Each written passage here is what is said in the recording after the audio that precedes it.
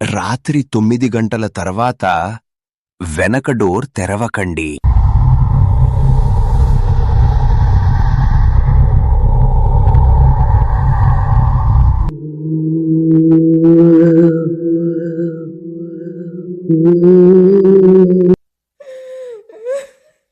ఉంది.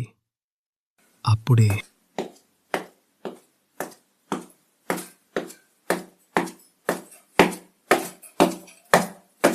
పైన నడిచే శబ్దాలొస్తాయి.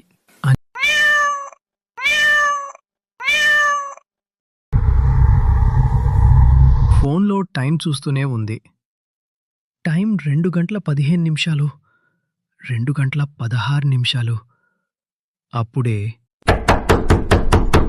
సరిగ్గా 2 గంటల 17 నిమిషాలకు తలుపు తట్టిన శబ్దం.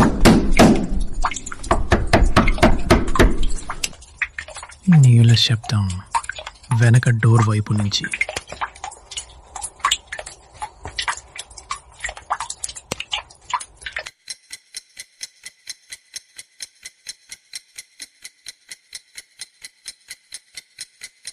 వామ్మో, ఇంక ఈ ఇంట్లో ఉండటం నా వల్ల కాదు. హలో అంకుల్, నేను ఈ ఇంట్లో ఉండలేను. నాకు వేరే ఇల్లు చూడండి ప్లీజ్ అంకుల్. రెంట్ ఎక్కువైనా పర్వాలేదు. సరే మేడం, కానీ ఈ ఒక్కరోజు ఉండండి. నేను ఓనర్తో మాట్లాడాలి. రేపు సాయంత్రం మిమ్మల్ని కూడా తీసుకుని వెళ్తాను అక్కడికి. కాకపోతే రెంట్ ఎక్కువ ఉంటుంది. సర్లే, ఈ ఒక్కరోజే కదా, ఎలాగోలా ఉందాము.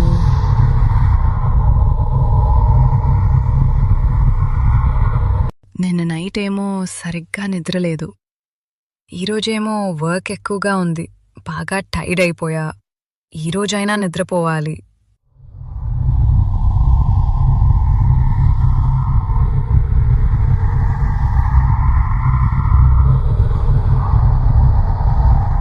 అంజలి, నిన్నే. అంజలి గడ్డ కట్టిపోయింది.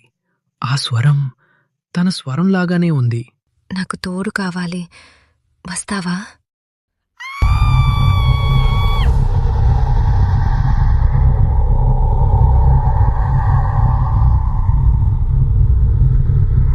అంజలి, డోర్ తీ, నేను కూడా వస్తాను.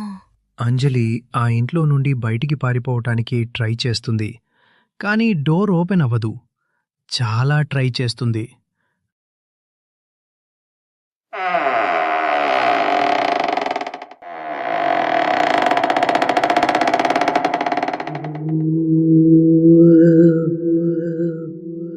అంజలి మెట్ల మీద నుండి పైకి పరిగెడుతుంది.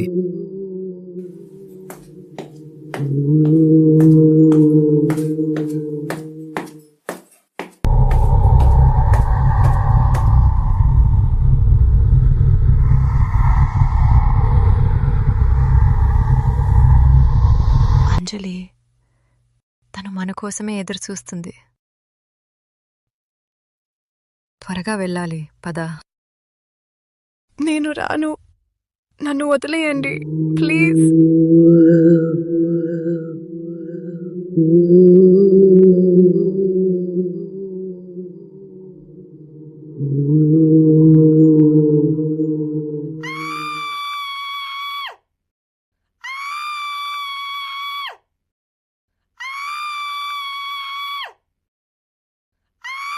ఆ బావి అంజలిని పూర్తిగా మింగేసింది. తర్వాత పోలీసులు మిస్సింగ్ కేసును ఫైల్ చేశారు. కానీ ఆ రోజు నుండి ఆ బావి దగ్గర ఒక్క అమ్మాయి కాదు, 2 అమ్మాయిలు ఏడుస్తున్నారు. సరే అంకుల్, నేను రేపు ఉదయాన్నే నా సామాన్లు తీసుకుని వస్తాను.